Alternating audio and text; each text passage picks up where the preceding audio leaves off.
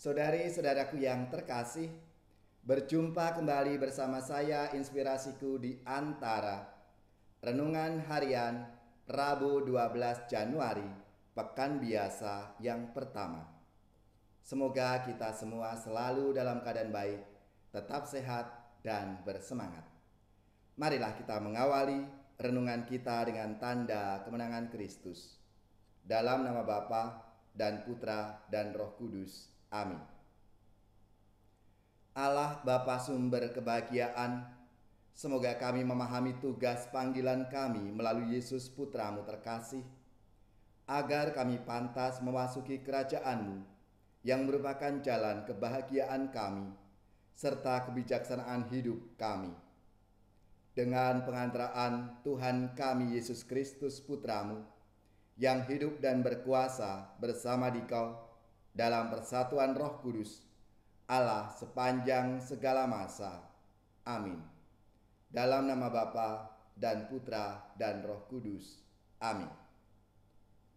Inspirasi kita hari ini dari Injil Suci menurut Markus, bab 1 ayat 29 sampai 39. Marilah kita baca bersama-sama dan kita renungkan. Sekeluarnya dari rumah ibadah di Kapernaum, Yesus dengan Yakobus dan Yohanes pergi ke rumah Simon dan Andreas. Ibu mertua Simon terbaring karena sakit demam. Mereka segera memberitahukan keadaannya kepada Yesus. Yesus pergi ke tempat perempuan itu, dan sambil memegang tangannya, Yesus membangunkan dia, lalu lenyaplah demamnya. Kemudian perempuan itu melayani mereka. Menjelang malam sesudah matahari terbenam, dibawalah kepada Yesus semua orang yang menderita sakit dan yang kerasukan setan. Maka berkerumunlah seluruh penduduk kota itu di depan pintu. Ia menyembuhkan banyak orang yang menderita bermacam-macam penyakit dan mengusir banyak setan. Ia tidak memperbolehkan setan-setan itu berbicara, sebab mereka mengenal dia. Keesokan harinya, waktu hari masih gelap, Yesus bangun dan pergi keluar. Ia pergi ke tempat yang sunyi dan berdoa di sana. Tetapi Simon dan kawan-kawannya menyusul Yesus. Waktu menemukan Yesus, mereka berkata, "Semua orang mencari Engkau." Jawab Yesus, "Marilah kita pergi ke tempat lain, ke kota-kota yang berdekatan, supaya di sana juga aku memberitakan Injil, karena untuk itu aku telah datang." Lalu pergilah Yesus ke seluruh Galilea, memberitakan Injil dalam rumah-rumah ibadat mereka, dan mengusir setan-setan. Demikianlah sabda Tuhan. Terpujilah Kristus. Saudari-saudaraku yang terkasih, dalam sabda Tuhan hari ini, Yesus menyembuhkan ibu mertua Petrus dan banyak orang lain lagi, mereka yang sakit. Dan penyembuhan dari sakit ini merupakan salah satu bagian dari tugas Yesus mewartakan Injil. Maka ketika banyak orang datang untuk minta disembuhkan dari penyakit mereka, Yesus justru melanjutkan perjalanannya ke kota-kota lain untuk menjalankan tugas utamanya, yaitu mewartakan Injil kepada semua orang. Saudara-saudariku yang terkasih, teladan Yesus ini sangat penting untuk kita perhatikan dan kita teladani. Kita harus setia menjalankan tugas perutusan kita sebaik-baiknya. Untuk itulah kita diutus.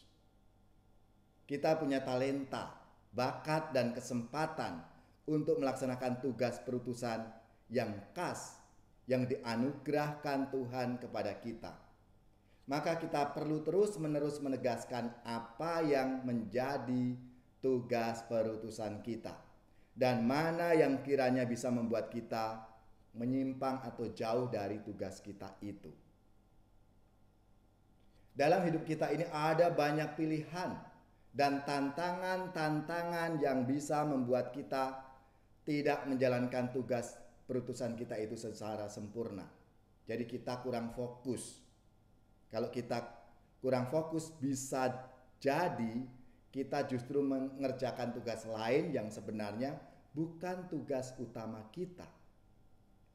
Maka disinilah saudari-saudaraku yang terkasih, kita membutuhkan bisa diskresio, discernment, membedakan roh, karena pilihan yang dihadapi bukan hanya sekedar kita ini pilih yang baik dan yang buruk, melainkan memilih mana yang baik dan mana yang paling utama, dan ini tidak gampang.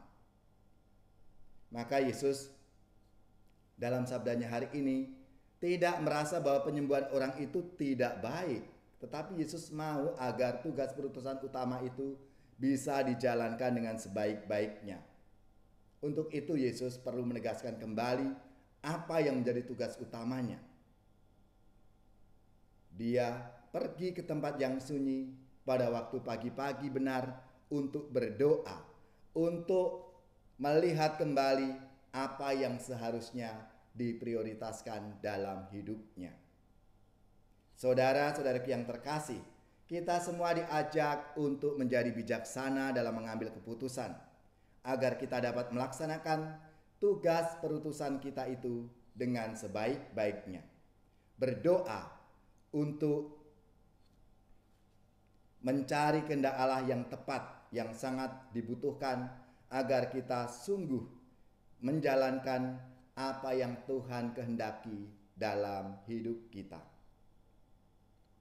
Bahagia manusia yang tidak tuli hatinya, yang mendengar sabda Bapa, tekun melaksanakannya.